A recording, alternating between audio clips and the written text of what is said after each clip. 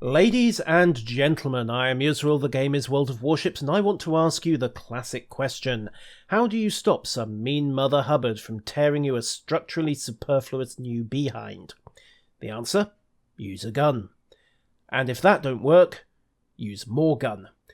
Meet the Okhotnik, ladies and gentlemen. This is the upcoming Soviet Tier 5 premium, well, officially she's a destroyer. Officially. The concept was intended to correct a lack of light cruisers in the Russian Navy during World War I. Rather than design and build a new light cruiser from the ground up, the idea was to take the Novik pattern destroyers, same as Dersky and Izyaslav, and stretch it out a bit to fit more weaponry. However, the Okhotnik was never actually constructed. The bright spark who thought this up had his idea in 1917. What else happened in 1917? Yeah, both Russian revolutions and the start of the Russian Civil War. With all of that in play, Russia left World War I in the first months of 1918, and the Okhotnik was never off the drawing board. In-game, however, that doesn't matter. Okhotnik is finally getting her chance to shine. Before I get into details on this ship, I need to make a very important disclaimer. This is a preview ship. Like Mutsu, she's been in test for a while, and Wargaming have made her available to the community contributors so we can do our shakedown runs on her. However, she is still work in progress, and her stats are liable to change. Be aware, however, that this video is not a review, and this ship is not the final version. It might be close, but it's not the final version. She can still get tweaked. With that out of the way, let's start with the obvious. This ship is big by World War I destroyer standards. In particular, she is extremely long, almost as long as some of the light cruisers. Which is probably going to result in a load of horse memes jokes when Vexa writes this ship up, but I digress. That long hull feeds into everything good and also everything bad about this ship. We'll start with the good stuff, and that's the weapons fit. Okhotnik gets 7 130mm guns, all of them centerline mounted. 2 of them are on the foredeck, 5 of them are on the aft deck. None of them superfire, so straight fore and straight aft you only have the one gun that you can bring to bear, but aside that, her firing angles are pretty generous, again because of this hull. Even once you come about 30 degrees off the bow, you can bring your entire artillery setup to bear on a target. Base reload is 10 seconds, that's slower than the usual Russian reload of 5, but it does still give you 6 rounds per minute per gun, and it's kind of easy to find a rhythm of weaving in and out of targets to get all 7 guns firing without dropping too much DPM in delayed or missed shots. As far as ammunition goes, the rounds for armour piercing are the standard Stalinium AP-46. We all know and love or hate that round, depends which end of it you're on, and yes, she is quite capable of multi-citadeling Tier 5 light cruisers that give her flat broadside. The High X round is a new one, the HE-54. This is an improvement on the older HE-46 that a lot of the Russian destroyers get. It does more damage, 1900 as opposed to 1600, and it has a slightly higher fire chance. Fire higher? Okay, less vodka for me, comrades. That, I think, is something I'm going to come back to later on. Dispersion, bearing in mind I have Aiming Systems Mod 1 installed on this ship at the moment, is pretty decent. 78 meters once you fit the mod, and what else would you fit into that slot? It's Tier 5. Traverse is tolerable for the most part, but it's worth noting that it takes 54 seconds to get the guns through 270 degrees. That matters because these 5 aft guns cannot traverse forwards.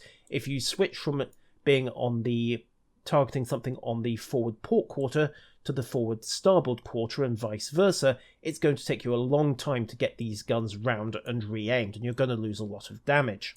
In fact, it might actually be quicker to turn the ship, as interesting an experience as that is. As far as torpedo goes, she carries the same Goncharov triple launchers as Izyaslav, but Izyaslav has 3 of them. Okhotnik adds on an extra 1, so she has a total of 12 tubes. So what? Clemson's got 12 tubes as well. Yeah, but Clemson doesn't have all her tubes on the centre line, and Okhotnik does.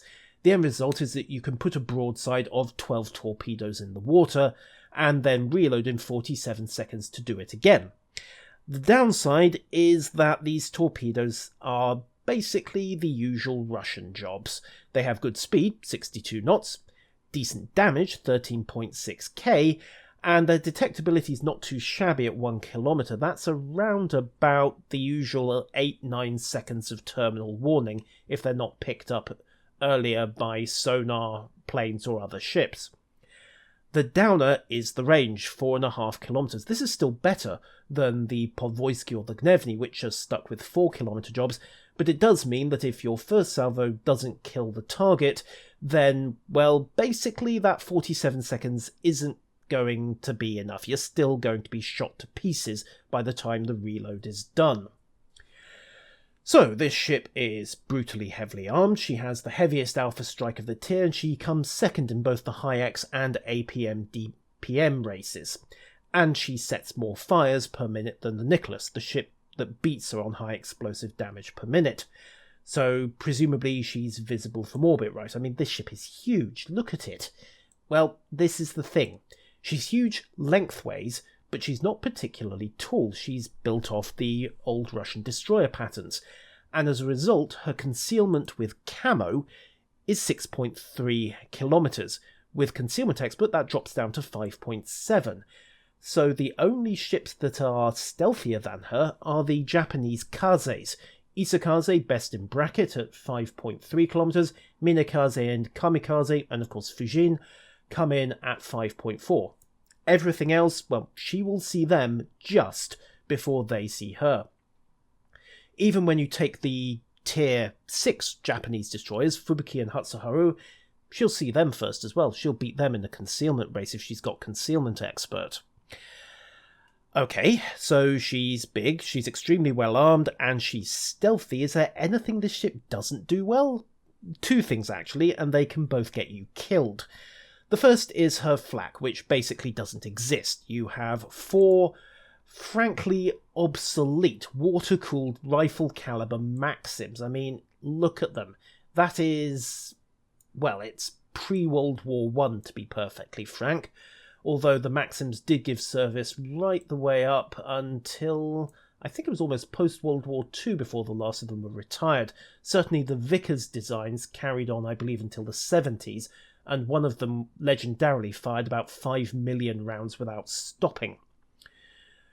The other AA setup is a pair of 3-inch guns on the after deck, and these are, frankly, not much better.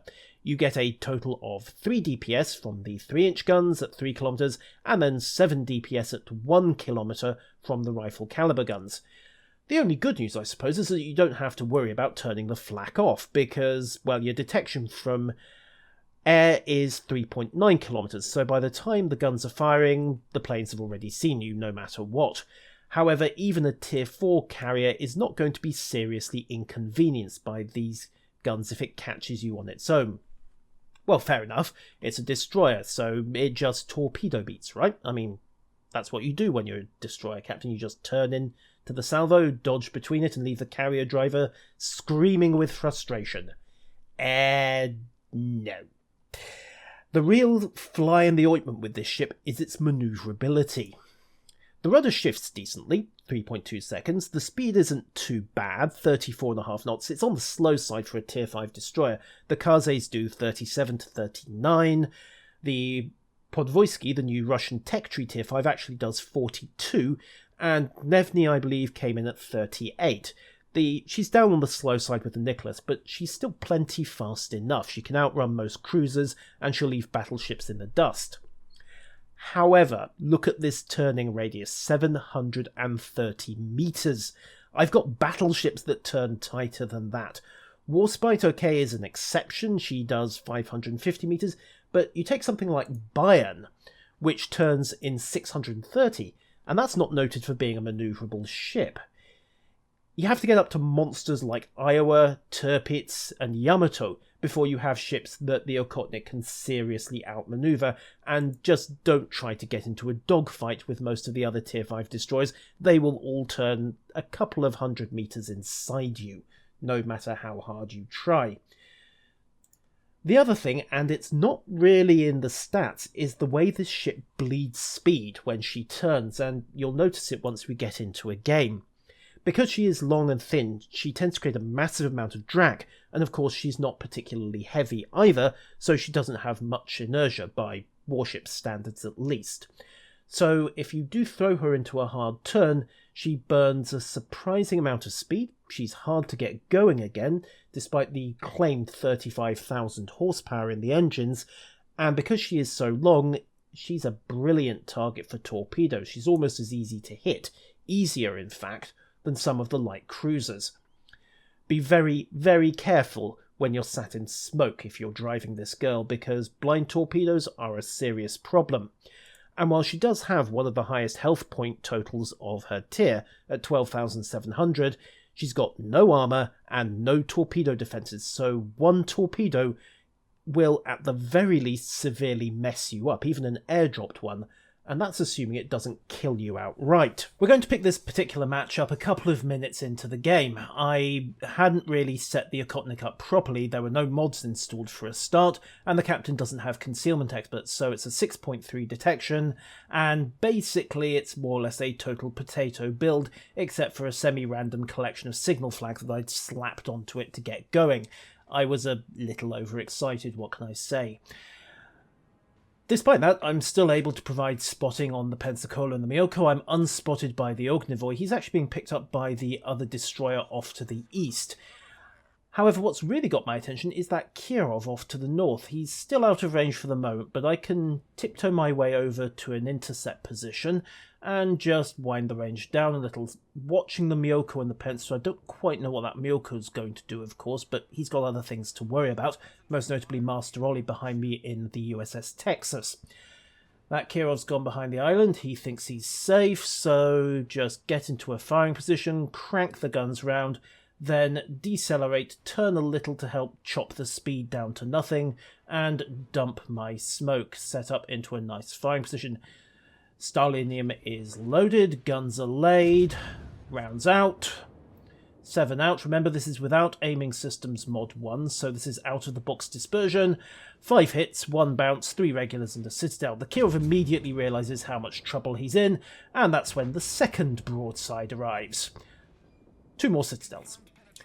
I suspect the Kirov at this point was quietly looking around for fresh underwear, or possibly a lifeboat. When the third broadside comes down, that's 3 more citadels, and so far that is 6 out. I make that 16 out of 21 without aiming systems mod 1.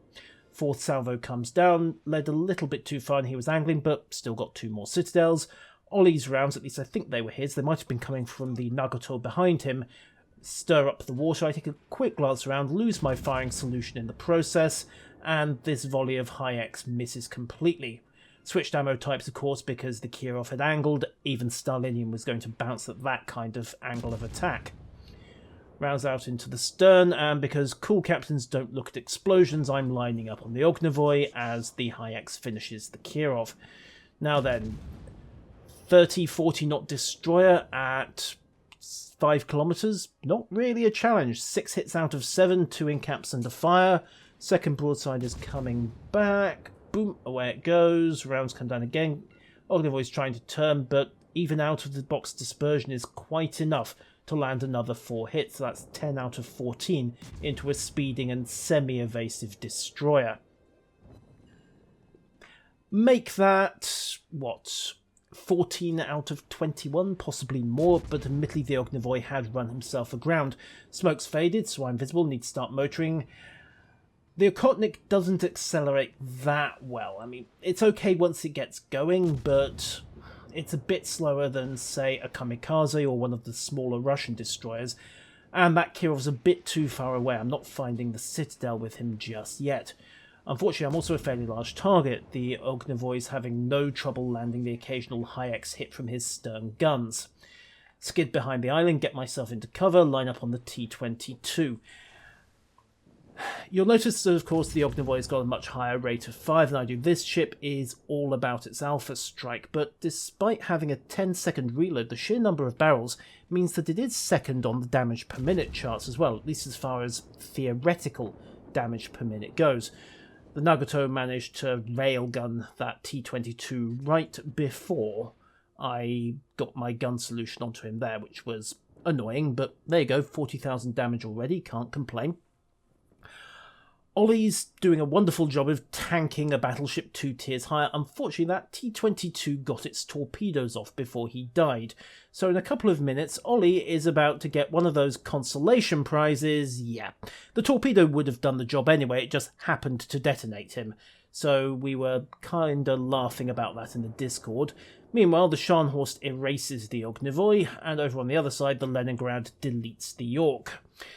Which leaves me back with this Kirov again. Happy, happy days. Why did I not switch ammunition types here? Probably because I wasn't sure of the penetration at 7 kilometers. I'd already had a few salvos bounce off him after all. So a high-X salvo out instead, get 2 shatters, surprise, and this should serve as notice. I only just avoid clonking the island as I skid behind it. I have to chop power quite hard. Again, notice just how much speed the Okhotnik dumped when it was thrown into that hard turn with no power. Other destroyers would perhaps hold their speed a bit better than that. Armour piercing out. Do I have the range? I've got the range. I'm penetrating. I'm just not finding the citadel. And the Kirov's having some difficulty finding me because of A, dispersion, B, this is a relatively narrow target despite being a long one, so any error in elevation is going to cost you. And here's something else that basically saves this Kirov. I am bow onto him at the moment. The stern guns are still trying to crank round. They're not even vaguely close. They're not even through a stern yet, and I've already had 2 more shots and another citadel out of the forward guns. They've just cranked round through dead astern. They're coming around as best they can, and I decide to turn to give them a bit of a hand. Waiting for this Kirov to overcook his turn, give me flat broadside again, turning hard, and that's when disaster strikes. I get my broadside away, but because I don't chop my throttle, who put this island here? Clunk. There we go, that's how you stop an Okhotnik in record time. And then the torpedo alarm goes off. Oh well. I'd have gotten away with that in just about any other destroyer. I'd either have made the turn without having to decelerate, or I'd have been able to dodge that torpedo. But Okhotnik is not a small ship. She is very much a light cruiser rather than a destroyer, despite what it says on the label. So, overall, yep, she's a very nasty ship. Very nasty. The torpedoes are a suicide machine. That's what you'd expect from Russian torpedoes. The guns have a very heavy alpha strike, best in tier, but even with a 10-second reload, they've still got second best DPM in the tier, and in a gunfight on gunfight, about the only thing that would beat an Okhotnik at tier 5 is a Nicholas, and that's assuming that the Nicky could get close enough to get all of its 5-inch guns into play and could hit reliably with them. And the Okhotnik's got about enough speed to kind of keep the distance open and dodge the worst of the Nicholas's fire while still managing to return a good chunk with its own far more accurate 130mm guns. Honestly, I have a suspicion nagging at the back of my mind that the Okhotnik is a bit too good. Simply because it has so many barrels that even with the slow reload rate, it's still pretty much king of DPM, unless a Nicholas can get it point blank in a brawl. I've never really felt outmatched in this ship unless I've made a mistake myself or I've been severely outnumbered. Or as in one case, I just decided to YOLO around a corner into an Emerald and a Koenig, and as it turned out, a Farragut, which was not my wisest decision ever. Do I think it needs a nerf?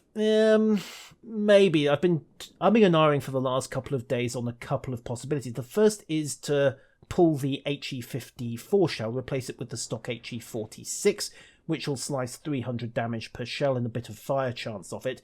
The other is to up the reload to 10.5 or even 11. Both would have the same effect. The change of shell is actually the more dramatic one, but I do think it needs some adjustment before it goes live, because right now this thing is probably the single most potent gunboat in the tier at its typical ranges of 7 to 9 kilometers.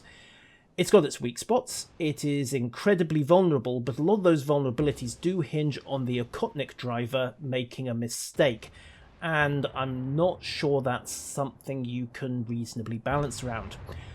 But I could be wrong. After all, it's not really my thing, it's only my second preview, and, well, I've been wrong on these matters before. Ladies and gentlemen, I have been Yuzril. That has been a preview of the upcoming Okhotnik Tier 5 Premium Light Cruiser, Destroyer, and let us have a moment's silence for a Cleveland that almost managed to torpedo beat. Farewell.